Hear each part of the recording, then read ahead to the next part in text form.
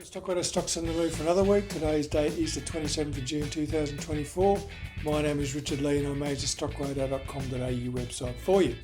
Okay, we're talking about stock trading and mind control today. It's a bit about expectations and managing those expectations and keeping a clear head to try and arrive at optimum outcome. We're always trying to manage our mind, as you know, so I'll talk a little bit about that later on. But for now, for the positives this week, the market has been pretty resilient, really. I know we've had a bit of a jump up and down here. The overseas markets are showing no real signs of selling. They're just powering out to new highs. And in reality, we're not far from our highs itself, so we're actually doing pretty well in the scheme of things. Market positives at the moment, probably, the banks have been pretty strong, which probably reflects a bit of caution around the place. I'm also looking at some of those diversified financial stocks, which are showing a bit of strength, and it's quite an interesting area, so I'll have a look at a couple of those stocks later on.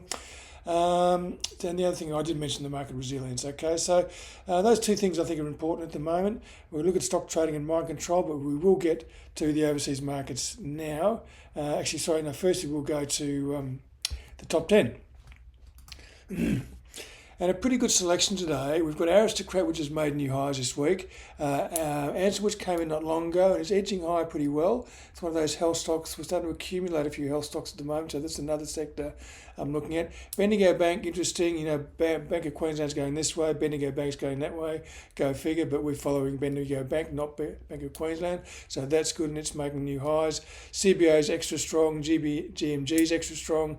IAG's extra strong. NAB's strong, making some new highs as well at the moment. Origin's in that sweet spot at the moment. A lot of interest in that stock. Pro Medicus just keeps rallying, and Ria's, after a bit of a sideways correction above its old highs, is now starting to push into a new higher ground there. So you can see Pro Medicus there becoming like an exponential curve upwards. This one, just raise your stops, all you really need to do there, and don't worry about anything else. Okay, so that is the top 10. We've got 3 new stock picks this week, so we're up to 62 from 180, which is the whole stock picks and ETS. Just look at the stocks themselves. We've got 43 stocks of 156, so there's probably about 113 that aren't doing much at all. So our group of stock picks of 43 stocks for us to select from, and that's where we focus on, and there's a lot of good uptrends in there at the moment. Okay, so now we can go to the overseas markets, and well, really there's not a lot to say. You can see them on your charts, I can see them on my charts. They're going up. Dow's just going sideways, doesn't really look like it's a problem. Holding above the average, no real selling appearing there. Momentum's flattened off a bit, which is what you'd expect. For the moment, it looks like a pause on the way up, considering what's happening in the other two markets, the S&P and the Nasdaq, which I know are very polarised around some big stocks, and it's like a race to the top at the moment with those market cap stories, but generally the market's going higher. And again, these are indices, the sentiment things. We follow specific stocks. We've only got 43 stocks of 156, so we're fairly sort of poised in what we do, fairly sort of focused on what we do. So the S&P and the Nasdaq are all very nice going up. But it's not really helping us a great deal with our Australian stocks, but it's a bullish thing. So we then looked at our index, excuse me, and you can see there, again, we're sort of probably going to have a down day today, I believe, but really in the scheme of things, we're not far from those old highs. Let's try to get it in the right spot. Okay, so this is our correction. This is our old highs back here. This is what we've had here. We've come back. We've tested the highs. We're holding it. We're going up and down in one spot. I guess the resources are weighing on us a bit at the moment, which is tempering the bank gains. So, we can't have it every way we want at the moment. But we follow the stocks that are going up rather than ones that aren't. So we're more in the bank stock, diversified financials, in the resources and the mining stocks at the moment. So that's where our positioning is. Okay, gold itself still holding in its trading range, holding its good gains. It's just chopping about, having a bit of a correction phase. It's interesting how they do this. They correct, they impulse, they correct. And this will probably, I would think, break up at some stage, looking at this sort of pattern here.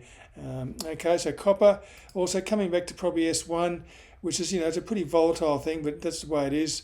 If you play these games, it's what you would expect. This is now turning into a fairly big resistance area up here.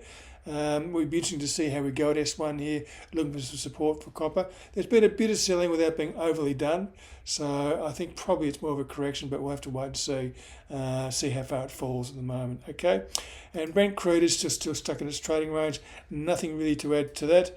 It just sits in that trading range. It's bouncing a little bit at the moment, but not that enthused by anything there. It's giving a couple of our energy stocks a bit of a kick, but nothing significant at the moment.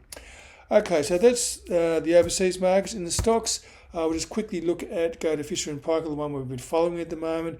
It's come back a little bit, which is fine. All markets do that. Trend intensity rating is still +9. The trend is nicely up here, above the average. We've had a bit of selling here, which hasn't dented the price too much, so we're a bit wary of that. But everything else is pretty good. Momentum's still good, and the trend is still pretty good. So apart from this little bit of selling, which is probably a challenge more than anything, there's no real concern about this trend at the moment. It's made a new high, and R2 is probably where we could consider it might be the next main resistance level up here. Whether it gets there or not, we'll have to let our stop decide that. So Fisher & Paykel looking okay. Origin, I mentioned to you before, we've been following this one for the last few weeks. It's in the sweet spot of having a lot of gas assets, and also being, people are interested in Origin at the moment. As for its assets, so it's an interesting stock at the moment, and it's rallying high, so we're on it. It's above the average. Volume's a little bit middling here, nothing sort of significant. We can probably push this up a little bit and see a little bit of buying through here. Momentum's good, so the main part is the trend intensity rating is 10, so it's still very good, still very strong Origin, and it's making fairly significant new high here, as you can see. This is what we're pushing through at the moment. So the next big resistance is up at $18. So whether we get there or not in this run, we don't know. But it's got every chance of going higher at the moment. Origin Energy. So we like that one. Pro Medicus, we know it just continues high. A bit stalled this week. Not a lot happening there, but it's been a very, very good stock, and it's racing higher at the moment, which has been fantastic for us as we watch this stock go higher and higher and higher. Okay, so this has been a really good trading stock, Pro Medicus, and we're just raising our stop on there. I mentioned to you before Sonic Healthcare. It's another health stock. It's been sold off from about $40, $46 down to about 24. So it's cut itself in half. It's a good quality stock. It's in the health sector. So what's wrong? Well, I don't know, but we have to wait and see. But all I'm seeing at the moment is on the volume side of it, it's looking like we might see some peak volume. Often you get these peak volumes when you see a bottom or a high in place. What's happened here is there's been a huge amount of selling blowing off here, but the buyers have come to meet that, and although the price has come down a bit, that means there's a lot of buying in there as well. And then we follow up here with a bit of a rally and a bit of buying. So it's just the first part of the puzzle that you want to see for Sonic Health. So nothing for me at the moment. Trend intensity rating is still -7. But for long-term holders, you might consider having a look at it around here. We're starting to see signs of support. It's dropped about 50%. It's about a $25, $26 stock at the moment, and it was a $45 stock, so it may be interesting there. But we'll wait a little bit longer to see if we can get a bit more evidence to build a picture for maybe a new trend up for Sonic Healthcare. Anyway, just thought I'd have a quick look at that one. Ansell, I'm talking about the health stocks because we picked up a few over the last couple of weeks, and Ansell's another one. It's had a big support area down here. You can see here going back to 2017, which is sort of bounced off here, and we've got a little trend reversal here. We've got a break here on good volume. Okay, so it's just looking quite interesting at the moment, Ansell. It's just edging high, and the volumes are all being quite good. It's above the average. The trend intensity rating is 10, so it's looking okay. R1 is the next resistance around 29.50. Current price is around about 26 or just above there. So Ansell, it's moving higher, edging higher slowly but surely. Okay, so the health stocks there, we've got PME, SHL, Ansell, other stock picks there, Cochlear, Telex Pharmaceuticals. So there's a few there we're starting to pick up in that sector. The diversified financials I mentioned to you before, we're slowly getting a few stocks down, a few stocks not jumping in just yet, but are looking like they might do. Now, all of a sudden, don't know what's happened here, but Steadfast all of a sudden has changed its mind. And it was down here at a rating of about -9 a couple of weeks ago, 10th of June. It's now up here on this month, start of July, pushing through the highs. The trend intensity rating was 5 last week. It took out a lot of closes here, which is pretty important. So the rating went from 9 to 5. It may well confirm if this closes above here next week. We'll have to wait and see if it confirms a new a new uptrend, but it's certainly looking like we've had a big uptrend here. We've had a very small and shallow correction here, and now all of a sudden it's looking bullish, and we've got some of those other financial stocks looking interesting as well. So Steadfast, some good volume. Momentum is neutral, just about to tick higher, and it's moving above the average. So all of a sudden this trend intensity range is going to swing around a bit. Whether it confirms next week, we'll have to wait and see. Okay, so that's Steadfast, which is one of the diversified financials. Suncorp. Again, I don't know if for those of you who've been following this stock, I know it had a long drawn-out saga with ANZ there for a while, but this has all been finalised now. It is a trend intensity rating of 10, and you can see this is about a 10-year high that we're making at the moment, and it's looking very, very strong. Got some good volume all the way through here in this rise. Now we've got a new high, which confirms this trend development, so we look for this trend to continue. Trend intensity rating is plus 10 on Suncorp. Potential is probably pretty good there from such a significant break, I would have thought. We talked about popping stocks last week, ones we thought might pop. Aristocrat popped through its highs. Wesfarmers went the other way. It hasn't broken down. And MQG is one we've got here at the moment, which has also popped. It started to look interesting last week as we started to get this high low here, bit of volume coming through here, and it's now popped its head right into this hot zone now, which is a big resistance area between R1 and R2. So right up to about 210, 212 is where the potential resistance is. The trend intensity rating is 0, so things are starting to turn here. We're starting to get a bit of turn. Momentum is actually above the 0 line, which is a good sign. Volume is there's a bit of buying there. The last one there, it's above the average. It's really the price now. We need to confirm this high, a new high from Macquarie Group, I should say, and an end to this correction, the 2-year correction we've been going through. Okay, so strangely enough, Macquarie Bank, although it's been tampering down its expectations of shareholders a bit lately, it's actually looking reasonably interesting there. So that's another diversified financial. Back into the financials, we're going to look at the ANZ again. It still sits there under this big area here. We've been waiting for it to fall for a long time, but just can't seem to get through here. It's up around $29, $30. Trend intensity rating is 0. It's a big resistance area to get through. We've got some positive signs here from the moving average. Volume's a little bit better there. Momentum is actually positive, so it's ready to go. It just needs to confirm on the price there. So it's been a bit stagnant compared to the other banks of late, but it may well be starting to move higher if we can get through this $30 level. Okay, so that's ANZ, which I think is looking interesting at the moment. The other one again I want to look at is Rare Group. Rare Group made new highs a while ago, and it then went sideways but held above this high, which should provide support, which it has done. So we've still been in it because our stop has been below there. So we've been waiting for quite some months for this to happen. But it's now starting to poke its nose above there, looking constructive. We've got volume happening here. Momentum starting to tick higher again, and it's also positively above 0, and it's above the moving average. So trend intensity rating is 10 for Rare, and it's starting to look good again. It may go for another run as well. So there's quite a few stocks for you there. I mentioned diversified financial, health and banks sector areas. Some of these new breaks that we're getting up, from some of the ones we've just had, we picked up 3 new stock picks this week. One of these are going to be the big trend. So we need to it's a matter of having to trade these stocks. We filter out the weak, we let the strong run, and that's really our modus operandi for those new stock picks. So we never know which ones are going to do it, but we always know if we trade our plan, follow with our stop, the one to trade up in the high, low sequence, we will be able to get, and that's important. Okay, so that's the stocks I got through today. Just want to talk a little bit about mind control, as we were talking about before.